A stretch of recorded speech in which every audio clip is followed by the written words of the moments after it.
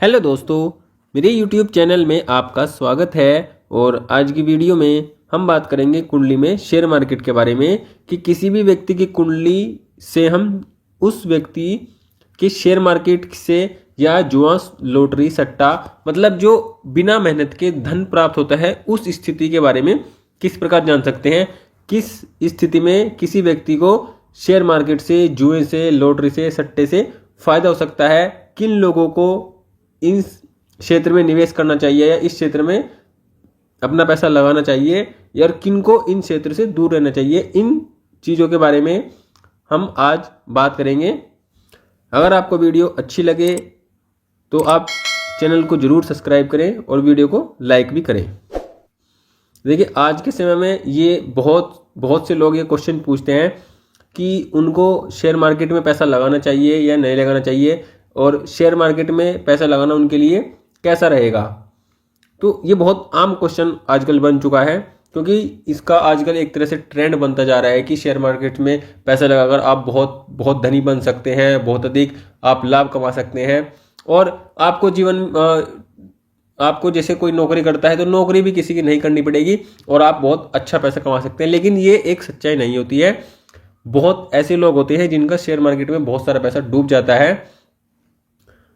अब किसको इसमें लगाना चाहिए पैसा, किसको नहीं लगाना चाहिए, इस विषय में जो ज्योतिष है वो आपकी बहुत अच्छी मदद कर सकता है। आप स्थितियों को, ग्रह स्थितियों को देखकर समझकर इन्वेस्ट कर सकते हैं और अपने नुकसान से, अपने हानि से जीवन में बच सकते हैं।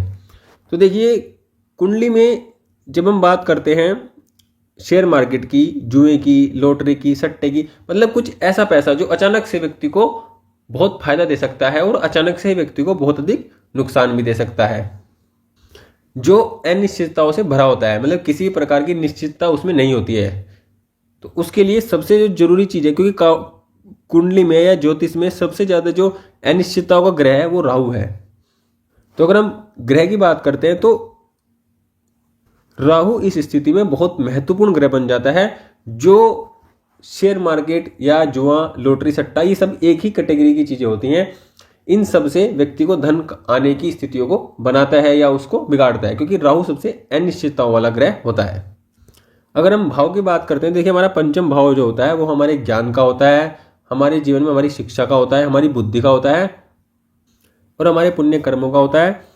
और जो बिना मेहनत के जिन भी क्षेत्रों से हम इनकम कर सकते हैं अपनी बुद्धि के द्वारा, क्योंकि कुछ क्षेत्र ऐसे होते हैं या ज़्यादातर जो पैसा कमाया जाता है वो बहुत मेहनत करके, बहुत पेशेंस रखकर पैसा कमाया जाता है।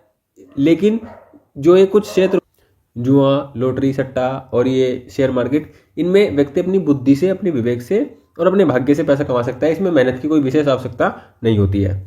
तो देखिए, इन सब का जो संबंध होता है वो पंचम भाव से होता है।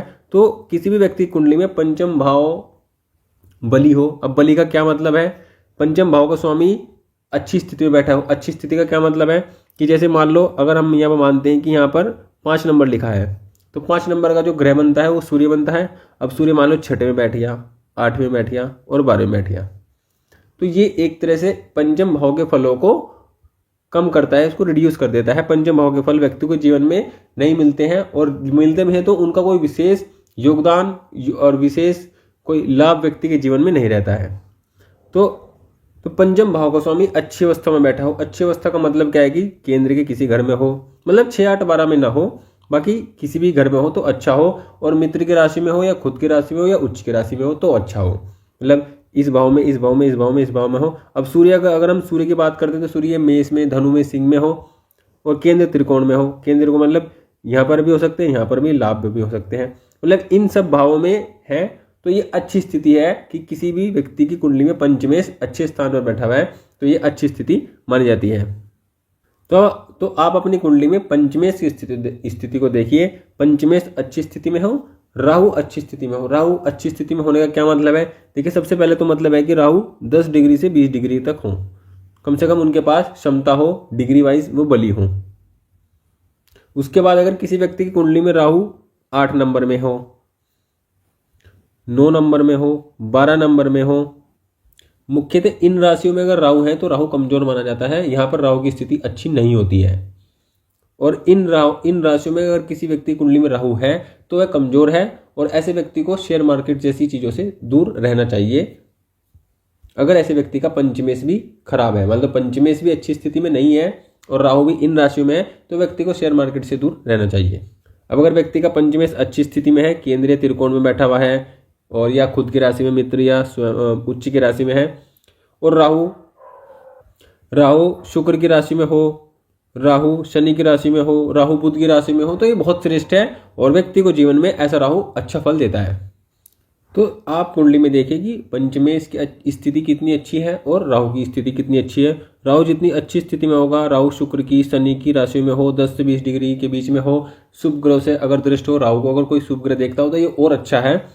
उसके बाद आपका लाभ भाव का मजबूत होना भी जरूरी है, क्योंकि अगर आपके जीवन में लाभ भाव आपका मजबूत नहीं है तो ये भी आपके जीवन में आपकी मेहनत को तो कराएगा। आप बहुत मेहनत भी करोगे, आप हर तरह का प्रयास करोगे, लेकिन फाइनली रिजल्ट आप में जो आपको जो मिलना चाहिए, जो आप डिजर्व करते हैं, वो आपको प्राप्त नहीं होगा, क्योंकि आपका जो गेन है, लाभ है, इनकम है, वो आपकी बहुत कमजोर रहेगी। मतलब बहुत अच्छी अगर होगी तो मिलेगी, अगर अच्छी नहीं होगी तो आप उस चीज़ के लिए बहुत प्रयास करते रह जाओगे, मेहनत करते रह जाओगे, लेकिन वो आपको मिलेगी नहीं। उसके बाद देखिए आप कुंडली में बुध की स्थिति भी अच्छी होनी चाहिए, मतलब एक तो राहु की स्थिति अच्छी हो और पंचम भाव की स्थिति अच्छी हो, उसके बाद बुध की स्थिति अच्छी हो और शुक्र की स्थिति भी अच्छी हो।